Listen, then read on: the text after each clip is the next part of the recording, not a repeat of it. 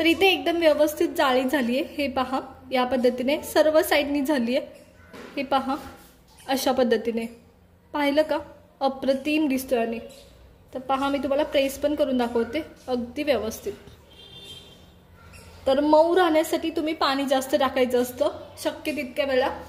नमस्कार मंडळी, मी कोमल तुमचं सगळ्यांचं आपल्या कोमल नागणे पाटील या रेसिपी चॅनलमध्ये खूप सारं स्वागत करते। तर आज आपण अगदी नाश्त्यासाठी सोपा पण खूप प्रचलित असा प्रकार करणार आहोत, ते म्हणजे ढोकळा।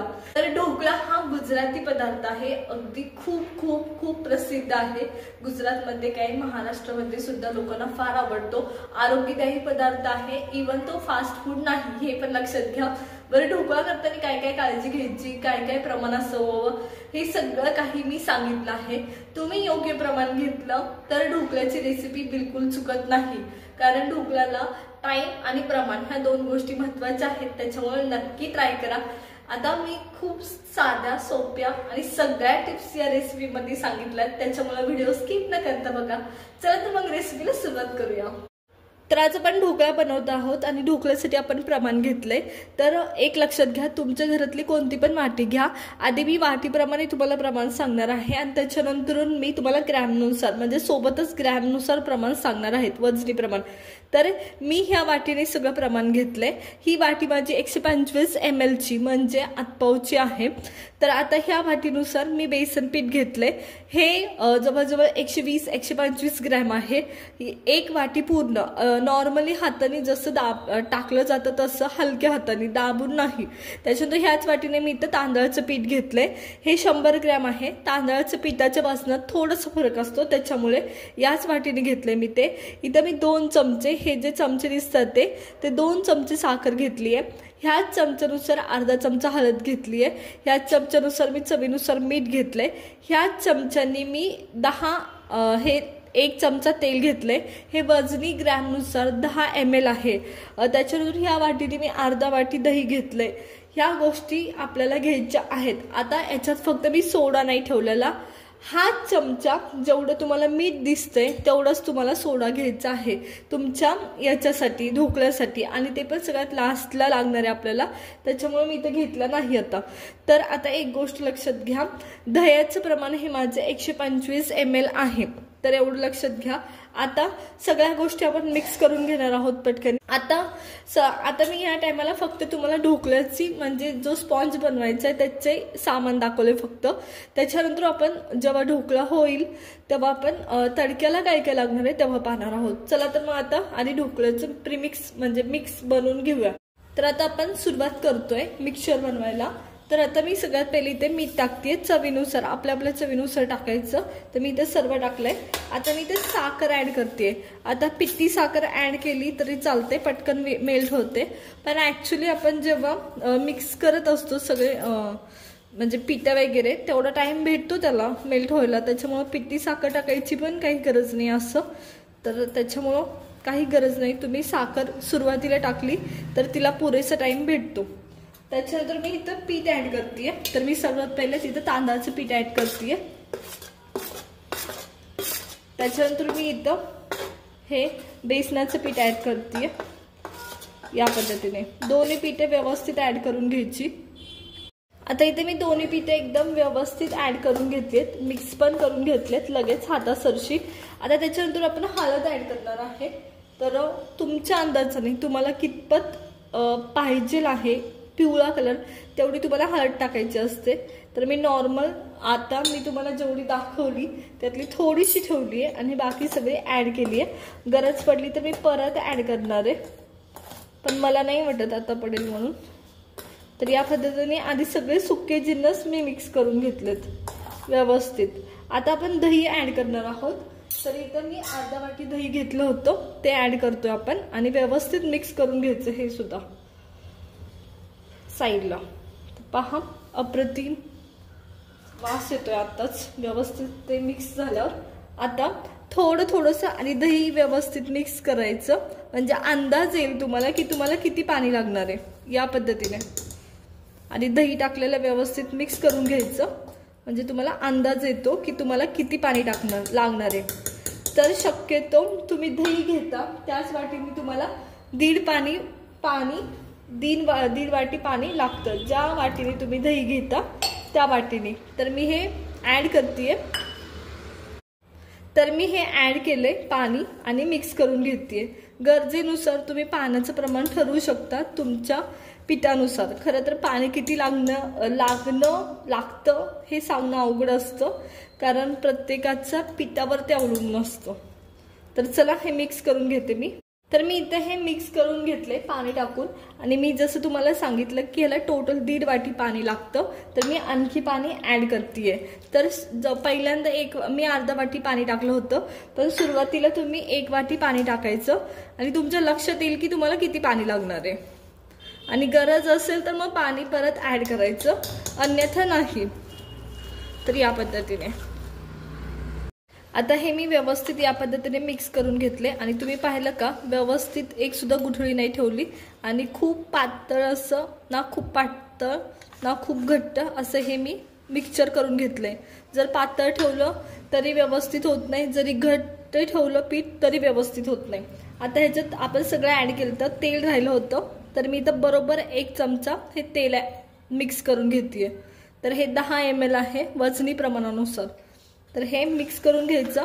आता आपण हे तेल मिक्स केलं की साईडला ठेवून देणार आहोत, आणि बाकीची जी आपल्याला स्टीम करण्यासाठी जी गोष्ट लागणार आहे ते करून घेणार आहोत. तर हे मी व्यवस्थित तेल मिक्स करून घेते आधी. आता हे आपलं मिक्सचर व्यवस्थित तयार आहे. आता आपण ह्याच्यात आणखी सोडा नाही घातलेला. आता हे आपण साईडला ठेवून देणार आहोत. तर चला थोड्या वेळेसाठी साईडला ठेवून देऊ. 10 मिनिटं व्यवस्थित मुरतात सगळ्या गोष्टी. साखर सुद्धा तुमची मेल्ट व्हायची राहिली असेल तर ती मेल्ट होते. तोपर्यंत आपण स्टीमिंगची तयारी करूया. वाफवून घेण्यासाठी जे करावं लागतं ते करून घेऊया. तर ढोकळा वाफवून घेण्यासाठी मी तर कढई घेतली आहे. त्याच्यात मी 1 ग्लास पाणी ॲड करते. कढई मी ऑलरेडी गरम व्हायला ठेवली होती. आता त्याच्यानंतर मी त्याच्यावरती एक स्टँड ठेवलंय, जे माझं गॅसचं होतं ते. अशाच पद्धतीने तुम्हाला ठेवून घ्यायचं. आणि मी इथं एक ताटाला तेल लावून घेतलंय. आपल्याला ज्याच्यात ढोकळ्याचं बॅटर ओतायचे. तर हे अशी पूर्वतयारी करायची तुम्हाला ढोकळा स्टीम करण्यासाठी. तर पाण्याला उकळी येणं जास्त महत्त्वाचं आहे. तर पाण्याला उकळी आल्याशिवाय ढोकळा आतमध्ये ठेवायचं नाही, किंवा ढोकळ्याच्या पिठात सोडा सुद्धा ॲड करायचं नाही. तर आधी पाण्याला उकळी येऊ द्यायची, तोपर्यंत आपण इकडे सोडा ॲड करून घेऊया. तर इथे मी सोडा ॲड करते. आणि सोडा टाकल्यानंतरून बिलकुल बॅटर खाली ठेवायचं नाही, त्याची रिॲक्शन होते त्याच्यामुळं. तर इथं अर्धा चमचा हा सोडा आहे, तो सगळीकडं व्यवस्थित मिक्स करायचा आणि पटकन हलवून घ्यायचा. आणि सेम टायमाला तुमचं जे ताट आपण तेल लावून ठेवलं होतं ते व्यवस्थित तयार असलं पाहिजे. सोडा ॲक्टिवेट होतो लगेचच, त्याच्यामुळं बिलकुल खाली ठेवायचं नाही. या पद्धतीने मी सगळा सोडा ॲड केलाय. आणि हे आपण काढून घेतोय ताटामध्ये, जे आपलं रेडी करून ठेवलं होतं ताट त्याच्यासाठी, ढोकळ्यासाठी. तर इथे मी हे सर्व बॅटर ह्याच्यात काढून घेतले ताटात. आता आपण हे लगेच आपलं स्टीम करायला जे ठेवलं होतं, कढई पाणी गरम करायला ठेवलं होतं त्याच्यात ठेवणार आहोत, वेळ न घालवता बिलकुल. तर मी हे पीठ सगळं या कढईमध्ये ठेवून देते या पद्धतीने. मी सगळं स्टीम करण्यासाठी ठेवलंय. वरती ताट झाकायचं बरोबर त्याच मापाचं, आणि वाफवून घ्यायचं 25 मिनिटं. तर हे पहा, या पद्धतीने हे 25 मिनिटं आपल्याला वाफवून घ्यायचं. जेव्हा तुम्ही ताट झाकता तेव्हा सुरुवातीचे कमीत कमी तुम्हाला जे पहिले 5 मिनिटं असतात ते गॅस मोठा करायचा आहे. आणि त्याच्यानंतर गॅस तुम्हाला बारीक, म्हणजे एकदम बारीक गॅसवर तुम्हाला हे ढोकळा शिजवून घ्यायचा आहे. तर चला इथे मी ढोकळा शिजवून घेते. आता एका साईडला आपलं ढोकळा स्टीम होते, तेव्हा मी दुसऱ्या साईडला इथं साखर घेतली आहे आणि त्याच्यात पाणी घालून ठेवते. आपल्याला साखरेचं पाणी परत लागणार आहे त्याच्यासाठी, म्हणजे साखर वितळेल पाण्यामधली आणि आपल्याला परत साखरेचं पाणी यूज करता येईल. तर त्याच्यासाठी मी इथं ठेवलंय हे. चला तर आता वाट पाहूया ढोकळा होण्याची आणि हे पण होण्याची. आता आपला ढोकळा ठेवून 20 ते 25 मिनिटं झालेत, होऊन गेलेत. तर मी काढून पाहते. एकदम हळू काढायचा, खूप घाई नाही करायची. या पद्धतीने तर पहा एकदम व्यवस्थित. तर आपला ढोकळा व्यवस्थित झालाय. आता मी काढून घेते साईडला या पद्धतीने. तर इथं माझा ढोकळा एकदम व्यवस्थित झालाय. तर पहा किती सुरेख झालाय आणि कडा ऑटोमॅटिक सुटायला सुरुवात झालीये. मी काही काढलं नव्हतं याच्या कडा, ऑटोमॅटिक सुटायला सुरुवात झालीये. आता ढोकळा व्यवस्थित कट करून घ्यायचा एकसारखा. तर पहा मी या पद्धतीने कट करून घेते. मी सुरी मुद्दामून उलटी टाकतेय. तर मी ढोकळा कट करून घेतेय आणि मी सुरी मुद्दामून उलटी टाकते, कारण माझ्या सुरीला झिगझॅग लाईन आहेत आणि ते व्यवस्थित कट होत नाही म्हणून.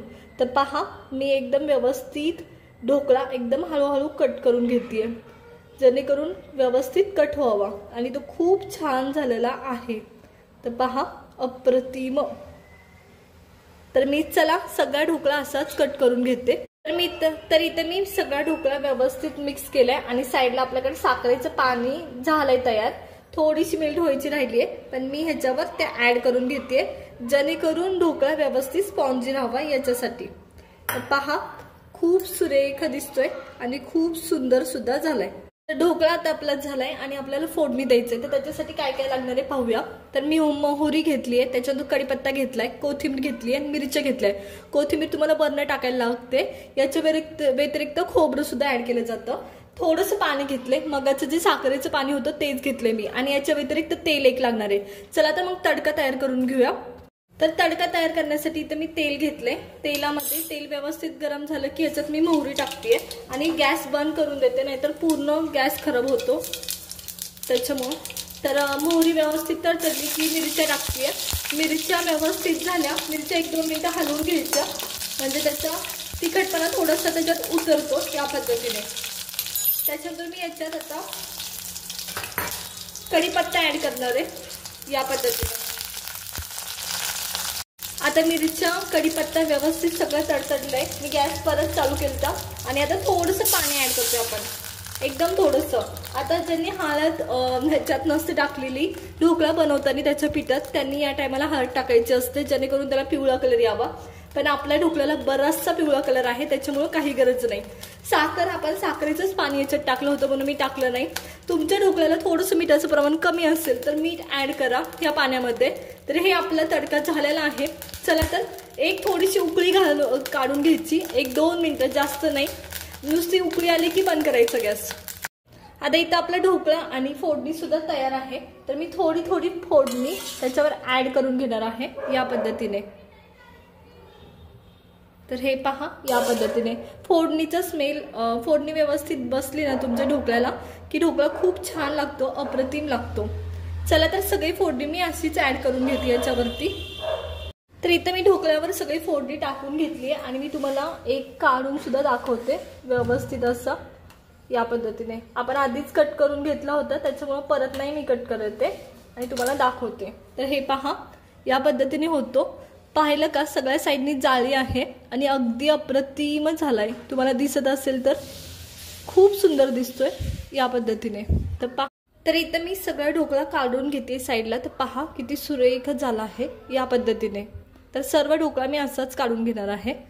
तर चला सगळा ढोकळा काढून घेते मी. तर इथे एकदम झटपट असा आपला हा ढोकळा तयार आहे. तर पहा किती सुरेख झाला आहे. या पद्धतीने करायचंय, अगदी अप्रतिम होतो. तर पहा स्पॉन्जी झालाय, पटकन होतो. तांदळाचा वापर करून केलाय आपण, तांदळ आणि बेसन पिठाचा वापर करून.